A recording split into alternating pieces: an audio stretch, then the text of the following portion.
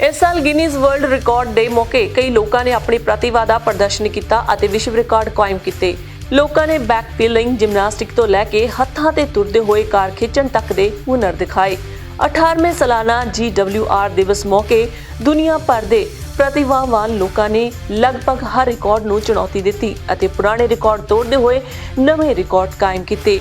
29 साला Ashley Watson ने कहा कि जेकर तुसी गिनीज वर्ल्ड रिकॉर्ड का खिताब जितना चाहते हो तो फैसला करो कि तुसी कुछ भी कर सकते हो। इन्हां विच एक ब्रिटिश जिमनास्टिक ने एक बार हवा विच सब तो लंबी बैक फ्लिप करते हुए अपना ही रिकॉर्ड तोड़ दिता और इस बार वो 6 मीटर यानी कि 19.7 फुट तक हवा विच बैक फ्लिप करने विच सफल रहे। उन्होंने कहा कि अपने अंदर देखो और लभो कि तुसी किस विच चंगे हो। देखो रिकॉर्ड की है, जिन्ना हो सके सख्त ट्रेनिंग लो। उन्होंने कहा कि सब कुछ भुल के सिर्फ कुछ कर जाओ। दूजे पासे चीन के स्वांग ने अपने हाथों से संतुलन बनाते हुए सिर्फ 1 मिनट 13.27 सेकंड एक कार नूं 50 मीटर तक खिंचण विच सफलता हासिल की।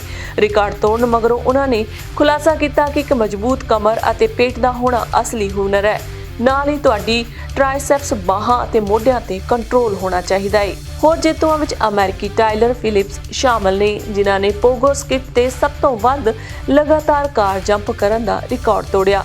इस तो इलावा जापान दे ताकाहिको इकेदा सन जो 30 सेकंड तक बाइक नूं एक पहिए ते 360 डिग्री ते घुमाउण च कामयाब रहे।